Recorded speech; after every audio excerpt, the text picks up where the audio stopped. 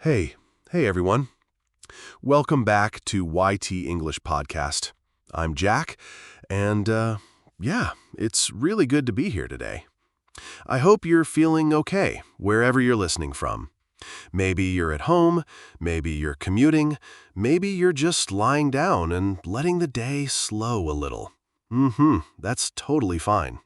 Hey everyone, I'm Lily. And yeah, same here. It feels nice to just arrive, not rush into anything. Just sit with the moment for a second. I always imagine people listening to us while making tea, or walking slowly, or maybe just staring at the ceiling. And honestly, that sounds kind of peaceful. Yeah, exactly. Sometimes when I start recording, I feel that tiny moment of settling in, like my shoulders drop a bit. And I think, okay, we're here now. No pressure, no performance, just conversation. I get that too. There's always that first minute where your mind is still noisy. Then, slowly, it quiets down. And I like that we don't rush that part, because real conversations don't start instantly, right? They kind of warm up. Right, exactly. If we were sitting in the same room, we'd probably be doing this exact thing. Maybe adjusting our chairs, maybe taking a sip of water, looking around. Not jumping straight into deep talk. Yeah, and probably saying something like, "So, how's your day been?" Even if we don't really need an answer. True. Those little questions are like doorways. They help us step into the conversation gently. And honestly, I hope our listeners feel that too. That they don't have to be ready. They can just be here. Exactly. No need to sit up straight or focus too hard. You can listen while doing something else, or doing nothing at all. Short pause. This is one of those spaces where it's okay to slow down. Mm-hmm. I'm really glad you're here with me today, Lily. It always feels calm, grounded, like the conversation can breathe. Same here, Jack, honestly. There's something comforting about this setup.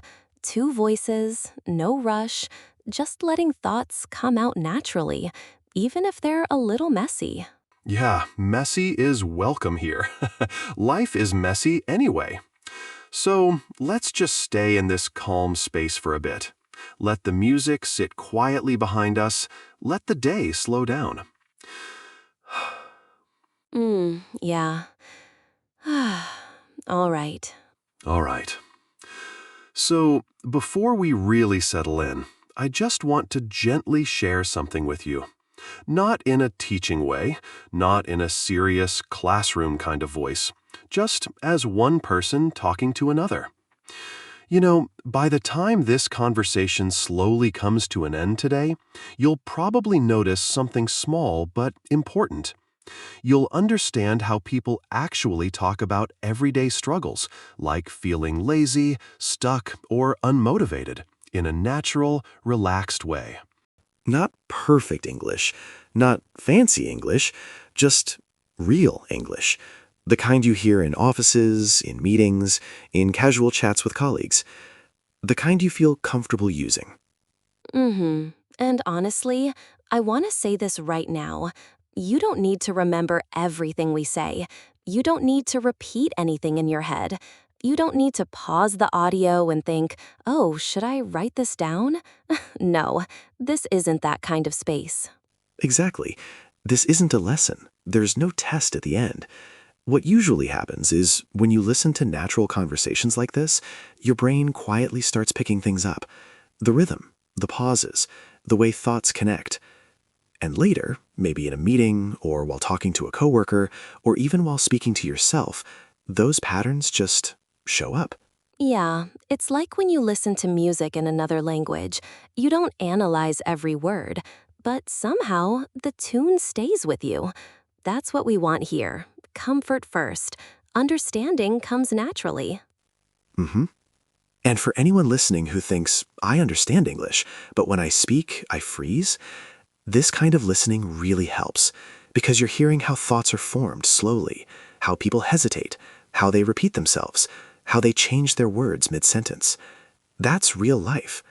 Right, and especially with topics like today's, things we don't always talk about openly. Feeling lazy, feeling low energy, feeling like we should do more, but don't. These are very human experiences, and talking about them in calm, everyday English can make it easier to talk about them in your own life, too. Exactly. So yeah, just let this episode play. Let the voices flow. Let the silences be there. You don't have to perform. You don't have to try hard. Just listen and be here. Yeah. And if at any point your mind drifts, that's okay too. You can always come back. No pressure, no judgment. Before we go any deeper, I just want to say something very casually. Nothing dramatic, nothing salesy. If you're listening to this and thinking, this actually feels nice, then yeah, you're already in the right place. And honestly, if this is your first time here, welcome. Really. Short pause. You don't need to decide anything right now. You don't need to promise yourself you'll listen every day. Just notice how this feels. Yeah, but if you do enjoy this slow, natural way of listening to English, the kind that fits into real life, then staying connected with YT English Podcast can quietly support you, episode by episode, conversation by conversation. Right. Some people listen while getting ready for work, some during a walk, some late at night when everything finally goes quiet. There's no correct way, just whatever fits into your routine. And over time, without forcing it, you may start noticing small changes. Maybe you respond a little faster in meetings. Maybe you don't translate in your head as much. Maybe your sentences feel more natural. Those small shifts matter. They really do. And they usually come from consistency, not pressure, from showing up again and again, even when you're tired, even when you're not in the mood. Yeah, that's a nice way to put it. So if you want, you can follow the podcast. Come back whenever you need a calm English voice in your day. No rush, no expectations. Exactly. This space isn't about being perfect. It's about being present. And if you're here right now, you're already doing that. So, let's gently move into today's topic. No sudden jump, just easing in. You know the word laziness? It's a heavy word, at least for me. Every time I hear it, I notice something in my body. A little tension, like I'm already being judged, even before I explain myself. Exactly. When someone says, I'm lazy, it usually doesn't sound neutral. It sounds loaded, like they're being hard on themselves, or like someone else has been hard on them for a long time. And what's interesting is we use that word in very everyday situations. At work, at home, even in our own heads. I didn't reply to that email. I'm so lazy. I didn't go to the gym. I'm lazy. I stayed in bed too long. Lazy. It becomes this automatic label. Yeah, and we rarely stop and ask, wait, what's actually going on here? Maybe we're tired. Maybe we're overwhelmed. Maybe our brain just needs a break. But instead of listening to that, we jump straight to judgment. Right, and I think that's why this topic fits so well into daily life. Because laziness isn't some big dramatic problem. It's quiet. It shows up in small moments. Scrolling instead of starting. Postponing instead of deciding. Saying, I'll do it tomorrow, even when tomorrow looks exactly the same. And honestly, I see this a lot in office environments. Not the obvious kind of laziness people imagine, but that quiet resistance.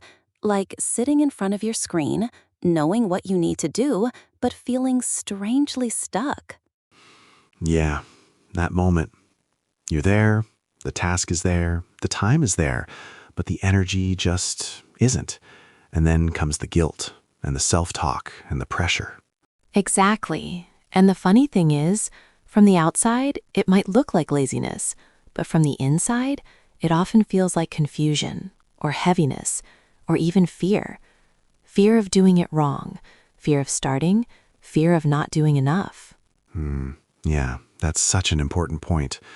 Sometimes laziness is just the word we use when we don't know how to describe what we're really feeling. And because it's such a common word, we don't question it. Right. We accept it as the explanation, even though it explains almost nothing. And then we carry that label into our day, into our conversations, into how we talk about ourselves. And maybe that's a good place to start today.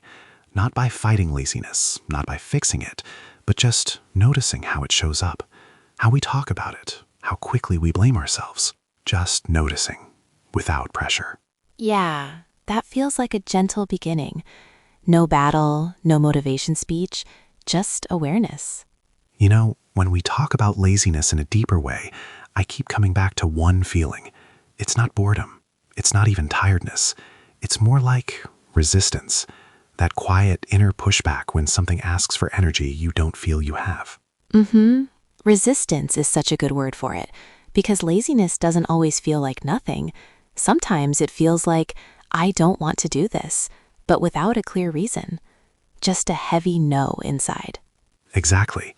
And what's strange is that resistance can appear even with things we care about, projects we chose, goals we wanted. That's the confusing part. People think laziness means lack of interest, but that's not always true. Right. I've had days where I genuinely care about my work. I like my team. I believe in what I'm doing. And still, I sit there and think, why can't I just start? And then that voice shows up. What's wrong with you? Yeah, that voice can be pretty harsh. Sometimes once it starts, it usually doesn't help. It adds pressure. It tightens everything. And the more pressure we feel, the harder it becomes to move. Exactly. It's like trying to relax by telling yourself, relax now. It doesn't work. With laziness, pushing harder often does the opposite. And I think this shows up a lot in professional life, especially in offices, meetings, deadlines. There's this expectation that motivation should always be there, that energy should be consistent.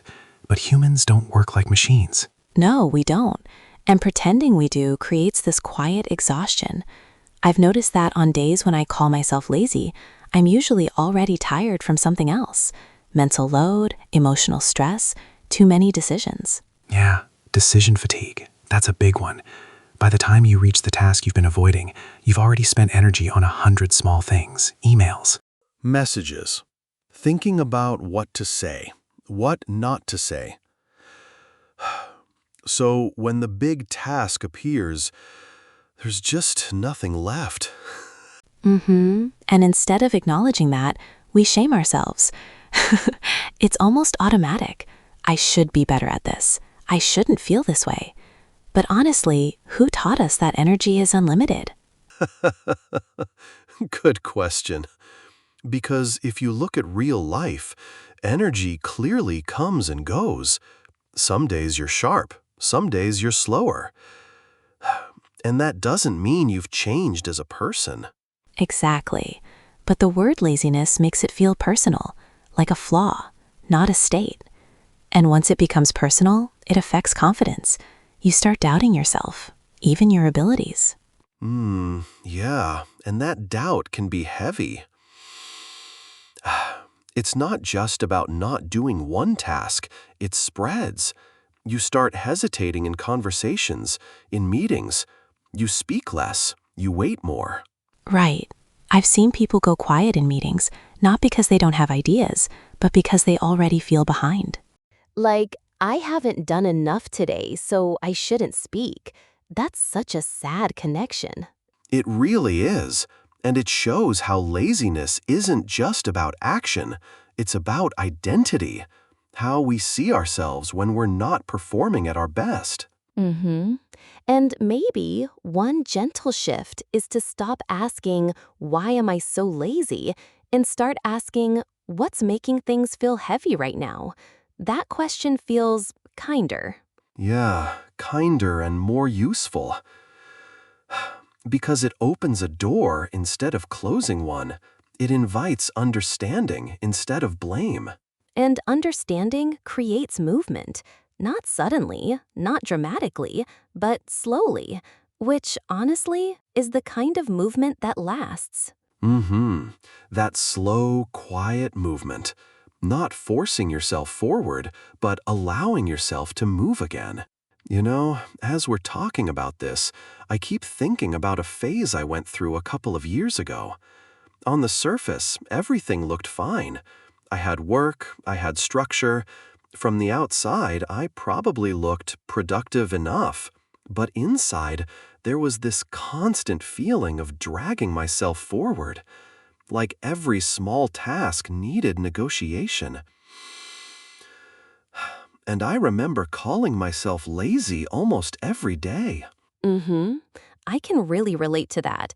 I had a similar phase after I changed roles at work. New responsibilities, new expectations, and suddenly, things that used to feel easy felt heavy. And my first thought wasn't, oh, this is a transition. It was, what's wrong with me? Yeah, that question shows up so fast. For me, it became this quiet background noise. Even when I finished something, it never felt like enough. I'd think, why did that take so long? Or why didn't I start earlier? Exactly. And what's interesting is, during that time, I was actually working a lot. But because it didn't feel smooth, I judged it as laziness, which now feels a bit unfair. Very unfair. I remember one evening in particular. I had planned to work on something important. I sat at my desk, opened the document, and then just stared at the screen. 10 minutes, 20 minutes, nothing.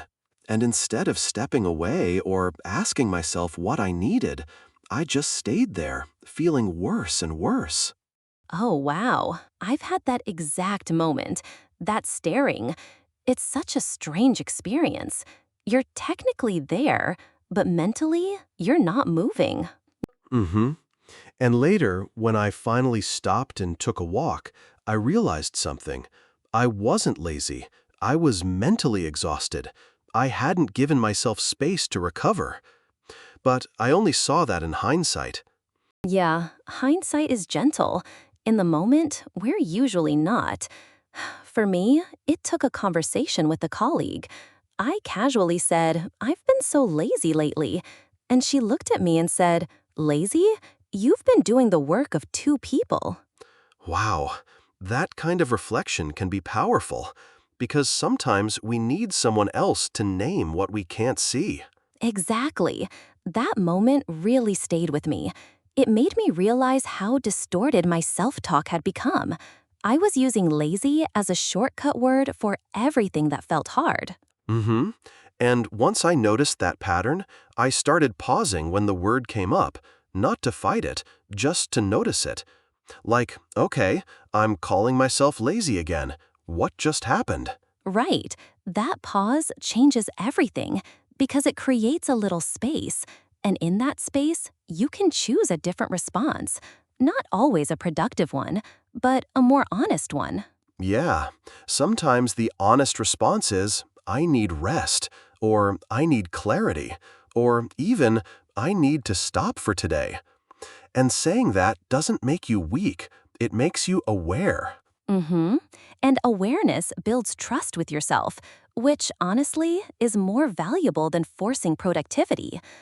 When you trust yourself, starting again feels less scary. Exactly, because you're not fighting yourself anymore. You're listening, and that changes the whole experience. You know, one thing I've noticed over time is how often laziness shows up in conversations, not as the main topic, but quietly, in little comments we make. Like, in the office, someone might say, I've been a bit lazy this week, almost as an apology. Mm-hmm. I hear that a lot too. It's usually said with a small laugh. Like trying to soften the self-criticism, but the feeling behind it is real. Yeah, and what usually works for me in those moments is not trying to sound impressive, not trying to justify myself too much. I might say something like, "It's been a heavy week," or "I'm still getting into the flow." Right. Those kinds of phrases feel more honest and more human. I've noticed that when I speak like that, people actually respond better. They nod, they relate. Sometimes they even say, "Yeah, same here." Mm-hmm. And that changes the energy of the conversation. Instead of feeling like you're failing, you're sharing an experience. It becomes a connection, not a confession. Exactly. And in meetings, too. If I'm struggling to start something, I've learned to say it out loud in a calm way, not dramatically, just, "I'm still shaping my thoughts on this." That sentence has saved me so many times. Yeah, that's a good one. And it's true. We don't always need fully formed ideas to speak. Sometimes just acknowledging where we are mentally is enough to stay engaged. Mm-hmm. And interestingly, once you say it out loud, your mind often relaxes. The pressure drops, and then ideas start flowing again. Yeah. It's like the moment you stop pretending to be fully ready, you actually become more ready. I've experienced that so many times. Same here. And this doesn't just apply to work, even in daily life, with friends, with family, saying, "I'm low energy today," instead of, "I'm being lazy," changes how the conversation feels. Mm-hmm. It invites understanding instead of judgment. And people usually meet that honesty with kindness, which is something we often forget. Yeah, we assume others expect perfection, but most people are just trying to get through the day too. And hearing honest language gives them permission to be honest as well. Exactly. So for me, these small shifts in how I speak have slowly changed how I think. Not overnight, not perfectly, but gently. And that gentleness makes a big difference. You know, something I really want to say out loud here, especially for anyone listening quietly, is that hesitation is normal. Not just in English, in life, in work, in everything. Mm-hmm, absolutely. And hesitation doesn't mean you're weak. It usually means you care. If you didn't care at all, you wouldn't hesitate. You just move without thinking. Exactly. And when people hesitate while speaking English, they often connect that feeling to laziness too. I'm not speaking because I'm lazy. But more often, it's fear, or uncertainty, or the desire to say it right. Yes, that desire to say it right can be very heavy. I've seen brilliant people stay quiet in meetings because they're editing their sentence in their head, not because they don't know what to say. Mm-hmm. And the truth is, real conversations are full of pauses, half-finished sentences, self-corrections. That's not a mistake. That's being human. Right. And once you accept that, confidence becomes softer. It's not loud, it's not aggressive. It's just allowing yourself to show up as you are. Yeah, I really like that word, allowing. Allowing yourself to be slow sometimes, to think out loud, to say, "Let me think for a second." Mm-hmm. That sentence alone can change everything. It buys you time, it shows presence, and it doesn't make you sound unsure. Short pause.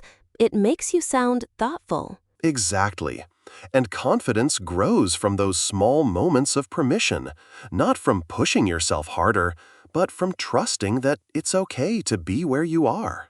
Yeah, and to anyone listening who feels behind, or slow, or tired, you're not broken. You're human, and that's more than enough to keep going. Mm-hmm. You don't need to fix yourself before you speak. You don't need to be fully motivated before you act. You just need to stay connected to yourself and to others. You know, before we start wrapping things up, I want to pause for a moment and think about you, the listener. Yeah, you, somewhere on your couch, or walking, or maybe at your desk. Mm-hmm. And I want to ask, just gently, what does laziness feel like for you? Is it staying in bed longer than you planned? or scrolling through your phone, or feeling stuck at work, even when you care about what you do. Yeah, exactly. And even more, what have you tried that actually helps you move forward? It could be something tiny, like making a cup of tea, or writing a small note, or simply taking a deep breath before starting. Mm-hmm. And here's the thing, there's no right or wrong answer. It's just about noticing patterns, and sometimes sharing your experience, even silently with yourself, can create a kind of gentle accountability. Yeah, and I want you to imagine this. If you spoke to a colleague or a friend about feeling lazy, and they just listened and said, "Yeah, I get it. I feel that too." How would that feel? Kind of relieving, right? Exactly. And that's what we hope this podcast does. Just to be a quiet companion, a gentle nod that says, "You're not alone. This is human. It's okay." Yeah. And if you want, after listening, you could take a moment to think, what small, honest thing can I say today about how I'm feeling? Not judging yourself, just noticing. Even that tiny practice can slowly shift how you talk, think, and act. Mm-hmm. It's not dramatic, it's not flashy, it's just real. And small, real steps matter. All right. We've slowly explored this idea of laziness today, not in a judgmental way, not like a lecture, just as humans, noticing ourselves. Mm-hmm. And I hope, while listening, you felt a little lighter, a little more connected to yourself, because that's really what matters. Not pushing harder, not labeling, just being present. Yeah, and before we go, I want to leave you with a small practice, something gentle, something you can say aloud or silently. This is about speaking English, but also about speaking kindly to yourself. Exactly. We'll say a sentence, pause, and you repeat it slowly. Let the words settle in.